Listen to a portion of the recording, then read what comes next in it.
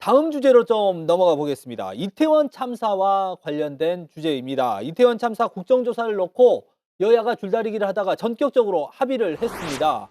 지난 24일부터 45일간 그리고 일단은 대통령실, 비서실, 뭐 안보실, 경호처까지 조사 대상에는 포함이 된 것 같습니다. 지금 경호처가 경호처는 네, 빠졌죠. 경호처가 명시적으로는 안 돼 빠졌고. 있습니다. 네. 비서실도 예. 빠진 것 같은데 지금 맞죠? 어떻게 봅니까? 비서실도 빠졌어요 보니까. 네. 예, 비서실도 비서실도 빠졌습니다. 빠졌고. 그러니까 예. 당초에 저도 이 부분을 대통령실 전체로 해 버리면 예. 이건 도저히 받을 수가 없을 것이다. 근데 예. 대통령실에서 그 부분 그러니까 관할 부분만 해서 그 부서별로 해 가지고 그렇죠. 나눠 안보실 뭐 가지고 이런 데. 해 예. 가지고 하는 부분이라서 저는 이 부분에서 어찌 되었건 간에 조율이 잘 됐다고 봐요. 일단 음. 여야가 어찌 되었건 간에 그렇게 협치를 하자고 했는데 일단 합의가 됐어요.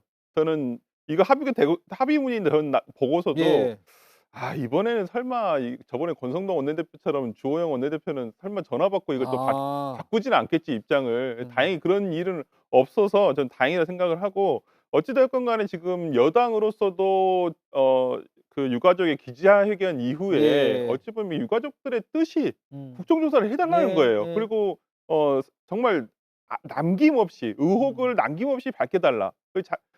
그것만이 희생자들을 위로할 수 있는 음. 방법이라고 유가족이 얘기를 했거든요. 그렇다고 한다면 저는 그 유가족의 기자회견 이후에 이 국정조사에 대한 기류가 여당 내에서도 많이 바뀐 거 아닌가라는 예. 생각이 들고 저는 어찌 됐건 굉장히 잘 된 협의고 좀 음. 보완점은 물론 필요합니다. 하지만은 이 부분을 또 협의해서 기간 연장이라든지 어떤 이런 부분이 가능하다고 보기 때문에 일단 저는 시작점이 일단 쪼끔 미흡하더라도 잘 된 협의라고 봅니다. 저도 오랜만에 뭐 국회가 그래도 예. 어떤 정치적으로 뭘 해결을 하니까 예. 너무 좋더라고요. 그래서 어. 저는 약간 마음을 졸이면서 봤어요. 요새 뭐 음. 저희 당 의원총회 하면은 뭐 너무 또 강경한 분들이 막 이러고 하니까 예. 이거 오랜만에 좋은 합의했는데 또 예. 뭐 "주호영 원내대표 그거 왜 했습니까?" 막 음. 이러면은 또 골치 아프지 예. 않습니까?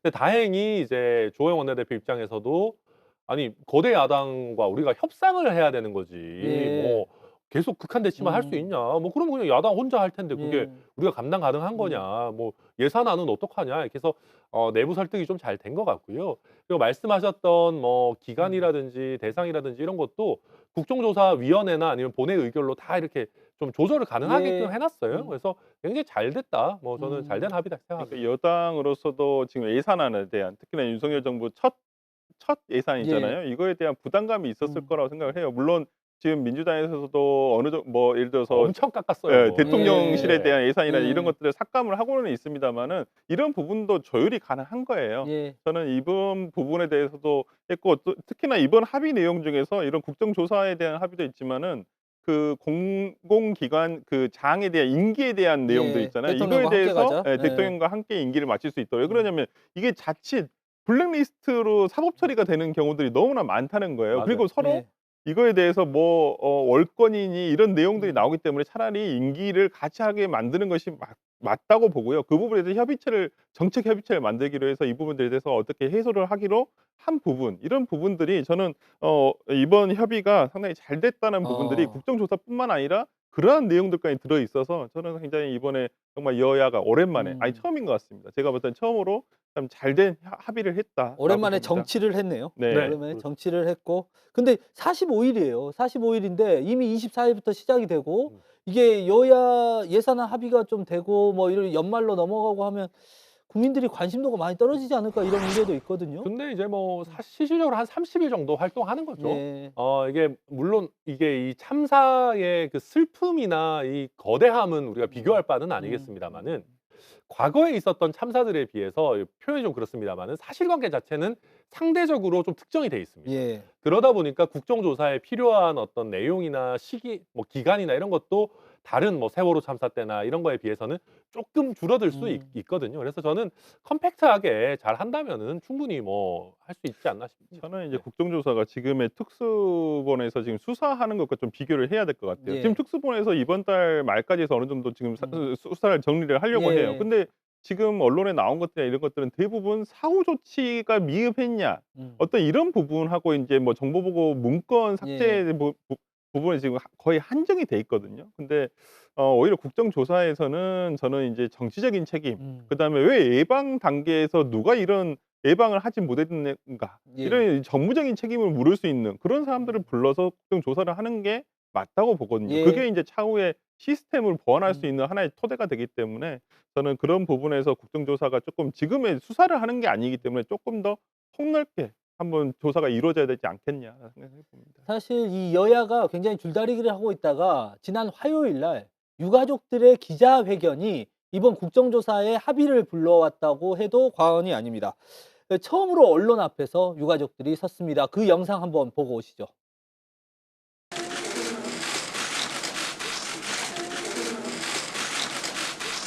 국민의 생명과 안전을 위해 국가는 어디 있었는지, 국가는 무엇을 하였는지 이제는 국가가 답하여야 합니다. 초등 대처가 제대로 이루어지지 않아 일어난 인재이며 부작위에 의한 살인 사건임에 분명합니다. 저는 이 사태가 158명을 쳐다만 보면서 생매장한 살인 사건이라고 생각합니다. 천 변호사님, 저 보면 유가족들이 윤석열 대통령에 대한 공식적인 사과 요구를 했습니다. 이게 사과가 가능할까요? 근데 사실 대통령은 공식적인 사과를 이미 했다. 많이 했죠. 네. 그러니까 뭐 꼭 이제 종교 행사에서뿐만 아니라 사실 그 이후에도 여러 공식 석상에서 사과를 여러 차례 했고요. 다만 이게 유가족들께서 진정성을 느끼시느냐는 뭐 별 문제고 그걸 네. 뭐 제가 함부로 말씀드릴 수도 있는 음. 것은 아니기 때문에 저는 대통령의 사과를 뭐 한 번 더 하냐 안 하냐의 문제보다는 네. 결국 이게 어떻게 수습 방안이라든지 뭐 책임자들에 대한 적절한 책임 추궁이라든지 네. 뭐 이런 부분들이 이루어져야지만 뭐 우리 유가족분들이 '아 제대로 이게 국가가 처리하고 있구나.'라는 인상을 받으시지 않을까 생각됩니다. 당시 기자회견이 나올 때쯤이었던 것 같아요. 대통령실에서 이 부분을 특별법을 통해서 이 피해자들에게, 유가족들에게 배상을 하자라는 네. 이야기가 나왔어요. 그거 어떻게 좀 보셨어요? 저는 그 부분이 저는 조금 성급했다라고 봅니다. 네. 지금은 어떤 보상이라든지 어떤 음. 뭐 배상이라든지 어떤 금전적인 문제를 논하는 것이 오히려 유가족들에게 상처가 될 수 있다고 봅니다. 예. 이분들이 돈 얘기를 한 것도 아니고 정말 그 어떤 유가족이 뭐 10조를 준다 해도 내 아들이 당연히 살아 그렇죠. 돌아오는 것도 예. 아닌데 뭐 돈을 얘기해서 뭐 하겠냐. 근데 지금 국가에서는 뭐 서둘러서 너무 성급하게 서둘러서 이것을 돈으로 뭐 이렇게 뭐 지급하면 되지 않겠냐 이렇게 얘기하는데 다 이래는 수습에도 다 순서가 있는 것입니다. 예. 지금은 사과 표명 그다음에 책임지는 자세 국가가 그걸 보여준 다음에 마지막에 단계에서 그러면 인제 어떻게 그 이러한 그 피해에 대해서 배상이라든지 보상을 해줄 것인가. 그걸 인제 국가가 어떤 식으로 해줄 것인가에 대해서 유가족과 협의를 해 보면 되죠. 예. 유가족들도 지금 얘기하시는 부분들이 그거예요. 누구도 소통이 되지 않는다는 거예요. 소통이 되지 정부와 전혀 소통돼도 되지 않고 그런 부분에서 또 뭐 이렇게 목소리를 높이면 또 무슨 정치적으로 네. 바라보는 좀 그런 네. 것도 있고 그래서 본인들도 답답함에서 저는 토로를 했다고 보고요. 그런 부분에서 유가족들과 이 협의체를 만들어서 정부에서 이런 충분히 협의를 해서 뭐 금전적인 부분도 이분들이 소송을 하면 그것도 힘들지 않겠습니까? 정부에서도 그 부분에 대해서 감안을 해서 이런 부분에 뭐 어떻게 나중에 얘기할 부분이지 예. 지금의 어쩜 좀 너무 성급하게 뭐 특별법으로 이 부분에 대해서 손해배상을 해 음. 주겠다라고 한 부분은 쪼끔 저는 근데 정부에서 너무 성급했다고 이거는 이제 봅니다. 뭐 대통령실에서 공식 입장을 얘기한 건 아니고요. 예. 뭐 사실 검토 중이겠죠. 한번 어떻게 예. 적절한 배보상 예. 방안을. 근데 저는 이런 얘기가 새어나오는 것도 좀 안 좋다고 음. 생각합니다. 대통령실에서 확정되기 전에 예. 자꾸 뭘 얘기하는 거는 저는 안 좋다고 보고 게다가 이 특별법을 안 만드는 쪽으로 좀 기우는 것 같거든요. 예. 왜냐하면 지금 보면은 112의 대응이라든지 그 중간 경찰 보고 체계의 대응이라든지 국가 과실이 있었다고 볼 만한 사정이 좀 저는 나오고 있다고 예. 봐요. 예. 그러면 그 과실을 근거로 해 가지고 국가 배상을 해 드리면 됩니다. 예. 그러니까 저는 우리나라가 무슨 대형 참사가 있을 때마다 음. 특별법 만드는 것도 되게 후진적이라고 생각하거든요. 예. 그래서 예. 그거는 뭐 적절하게 책임 규명이 되는 대로 하면 될 것 같고 여기서 한 가지 짚을 것은 이런 내부 논의 과정이 자꾸 밖으로 나아가는 거는 안 좋다. 말씀하신 것처럼 우리가 뭔가 막 돈으로 해결하려고 하는 인상을 들이니까 이런 건 조심해야 된다라고 보고 그거 이상으로 중요한 거는 결국은 제대로 된 어떤 형사적 책임뿐만 아니라 뭐 정무적인 책임이라든지 당시 예방에 있어서의 뭐 행정적인 부족함 이런 것들을 잘 정리해서 유가족분들이 납득하실 수 예. 있게끔 뭐 이렇게 소통하는 게 더 중요하죠. 이상민 장관도 여전히 논란이 되고 있습니다. 그러니까 유가족들이나 뭐 국회에다가 네. 명단 없다 우리 행안부에. 그러니까 처음부터 했는데 있었어요. 문제였었죠. 뭐 경찰력이 더 있었어도 불가피한 예. 상황이었었다. 사태였다. 이렇게 얘기한 것부터가 일단 시작이었고요. 최근에 들어서는 또 그때 당시에 그 내용을 보면 거의 약간 좀 국무위원한테 국회의원이 왜 이런 얘기를 하냐. 예. 자기한테 얘기한다고 한들 뭐 없는 명단이 나오냐. 예. 근데 이미 있었다는 거예요. 예. 이미 있었고 활용도 하고 있었고. 저는 그 부분이 되게 의아했었어요. 네. 당시에 서울시에서 이분들에 대해서 예를 들어서 통신료 감면, 그다음에 뭐 예를 들어서 뭐 지방세 예. 감면하는데 그러면 특정이 돼 있다는 얘긴데 근데 왜 행안부 장관이 그때 뭐 명단이 없다고 한다는 게 저는 조금 그 서울시의 발표와 이 행안부 장관의 내용을 듣고 조금 '아 이상하다.' 속으로 그 생각을 했었었는데 예. 이제 명단이 있었다는 것이 드러났고 그럼에도 불구하고 이상민 장관 지금은 지금 평시 행보를 하고 있거든요. 예. 지금 정책 행보를 예. 그냥 하고 있어요.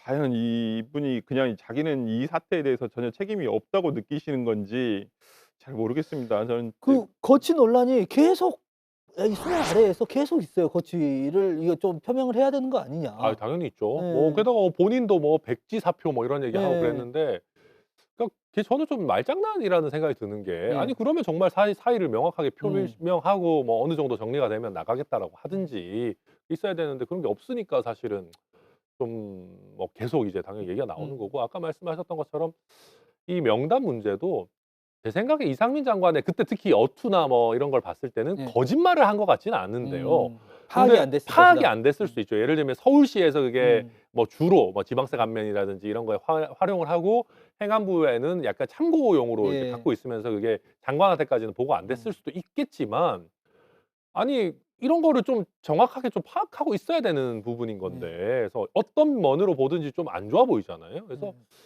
이상민 장관 앞으로 계속 끌고 갈 동력이 있을까? 뭐 일상적인 뭐 행보한다고 하셨는데 사실 전남에 요새 홍수란다. 지금 가뭄? 가뭄이 굉장히 네. 심각하니까 뭐 그거 와서 엊그제 신경 내려왔어요. 쓰는 거는 네. 뭐 네. 필요한 일이긴 합니다마는 그런 행보들에도 과연 힘이 실리겠느냐. 그래서 여당에서는 꽤 많은 사람들이 어느 정도 좀 정리가 되면은 좀 거취를 정리를 해야지 예. 이렇게 생각하는데 잘 모르겠습니다. 어떻게 유가족들도 그걸 원하는 것 같고요. 네, 또 그러니까 유가족의 뜻이 네. 이상민 장관의 책임을 절하라는 것이거든요. 예. 그리고 지금껏 보면 이상민 장관이 뭐 그걸 떠나서라도 수습 단계에서 너무나 부적절한 언행과 또 그다음에 상처를 많이 줬죠. 네, 많이 예. 주기도 하고 그랬기 때문에 저는 모르겠습니다. 이대로 간다면 저는 오히려 뭐 민주당 입장에서는 좋죠.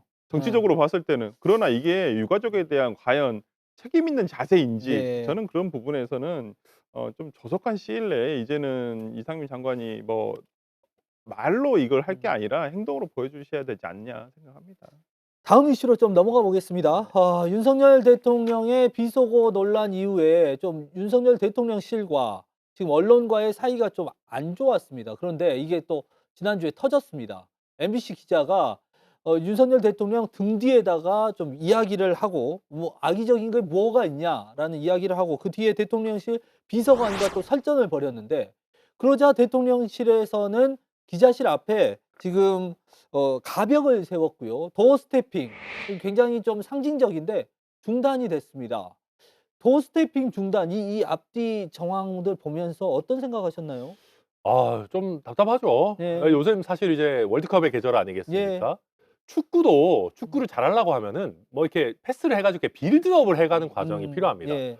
저는 도어 스태핑 안 할 수도 있다고 생각해요. 음. 도어 스태핑에 뭐 대해서 문제점도 많이 지적이 됐고 뭐 심지어는 야당에서도 뭐 이게 별로 안 좋은 거 아니냐 이런 예. 얘기도 하고 그랬어요.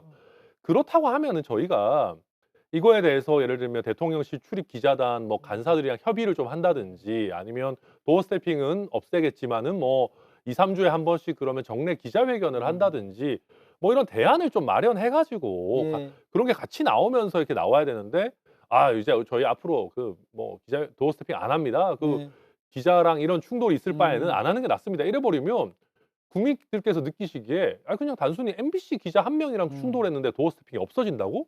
이렇게 느끼시는 부분이 크잖아요. 그래서 저는 왜 이렇게 좀 너무 감정적으로 보이게끔 일처리를 하나 좀 답답한 부분이 있습니다. 대통령실이 기다리고 있었던 거 아니냐 이런 일을 도어 스태핑 끝내고 싶은데 네. 못 끝내고 있다가 오히려 이 기회를 본 거 아니냐 이런 지적도 있거든요. 그러니까요. 울고 싶은 사람 저거 뺨 때린다라는 예. 말도 지금 뭐 돌고도 있는데 일단은 저는 좀 본질적인 부분이 어떤 그러니까 도어 스태핑 좋죠, 하면. 예. 잘하면 좋은 건데 그동안 잘하신 모습을 보여주었는지 예. 한번 저는 좀 되돌아봤으면 좋겠어요. 일단은 그 취지 자체는 뭐 본인께서 구중궁궐에서 같은 청와대를 나와서 용산으로 온 이유가 국민과의 소통. 예. 이제 국민들을 대신해서 기자들이 인제 질문을 하는 음. 거 아니겠습니까? 그런 부분에 대해서 허심탄회하게 답을 하겠다라는 거였는데 처음에 그렇게 하시다가 말실수 몇 번 하셨어요. 예. 그러니까 나중에는 본인이 들어오시면서 자기가 하고 싶은 말만 하셨어요. 예.